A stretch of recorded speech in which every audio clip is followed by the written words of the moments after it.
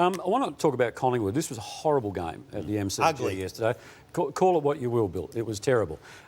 What does it mean, Damo, can I ask you quickly, what does it mean for the push to get Jeff Brown in the presidential chair, if in fact that's the way it's going to go? Oh, look, I don't know whether the result of that game or the results of recent games, TJ, changed Jeff Brown's timeline. Look, it is dragging out. I still think it's going to happen.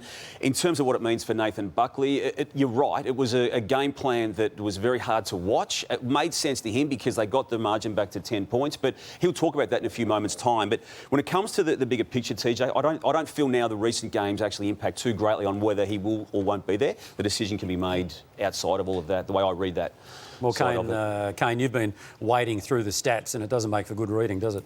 Well, they just can't score, TJ. So are they pretty defensive of Nathan Buckley, and a lot of the stuff at Collingwood was out of his control? This is in his control with the game plan that he wants to play. They just cannot score. They can't move the ball efficiently inside 50. They're 17th for marks inside 50, and that was the case again yesterday with 1 goal to three-quarter time. It's not a new issue. It's an issue that's been there for 18 months, and this is why.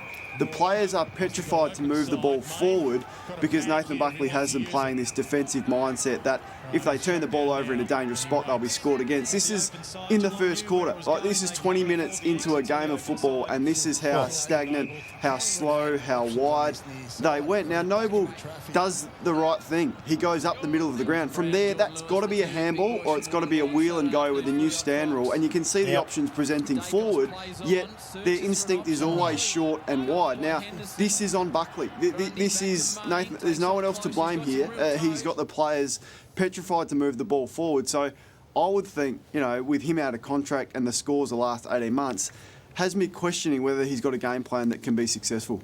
And Kane, he's got a different view to what most have when it comes to the aesthetics about his style of play, and he addressed that particular component post-match. Oh, frustration was a word that the boys mentioned, but positive was as well. We want to win games of football, but I think the overarching feeling in the sheds is that we are playing a brand that we are more confident in and more positive about than potentially a month ago or 2 months ago. If I'm a board member, and I'd be saying, if we're going to go with Nathan Buckley next year, he cannot be rolling out that game plan. So you'd be challenging him hard on that football. And I think that who are we bringing to surround Nathan Buckley? Because obviously those around him, whether he's overridden them in regards to the style he wants to play, but if they are to continue to play that way, I wouldn't be going with Nathan next year. I'd be wanting a guarantee that, OK, are you only doing this because of the cattle you've got out there at the moment? Is this just to try and keep you in games? Yeah. But that is not a style that's going to... That's why your 2 wins and 9 losses and a percentage of 85%. The alternative is to take the game on at every moment and take every kick. Does that then open up to, if they don't do it properly, a 70 or 80 point hiding?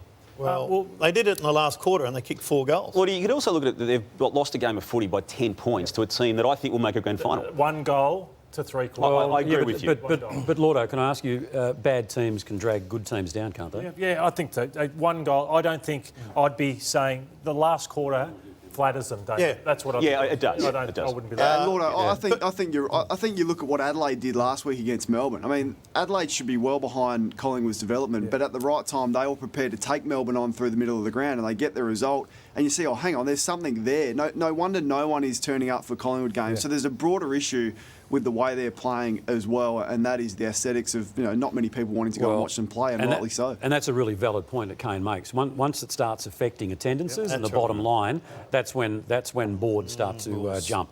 Hey, you put a question mark over the coach. It's got to be a question mark over the captain, doesn't it? Yeah, he's not going well at all. I know he may have an injury, but this is centre bounce attendance over the last 2 weeks, and then dropped to 13 disposals last night. So it's yesterday. So it just shows there's so many issues, both in a coaching and a playing perspective, and maybe the game style's hurting a lot of individuals as well, the way they're going. Yeah, BTW, the Cats won by 10 points, by the way. Yeah, and we're going to talk about that. Well, that'd be nice. We're going to talk about that in detail. That'd be nice, Tony. We're going to talk about that in detail when Isaac Smith actually joins us. Brodie Grundy also went off with a pinched nerve in the neck. Strange injury. Have a look at this here.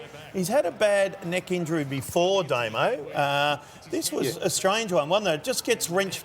Hoping to get up-to-date diagnosis on that particular complaint, Bill, throughout the course of our show today. Yet to hear anything by way of an update this morning, other than it was the pinched nerve component to to what happened to him. And you're right, he has had a history in that space.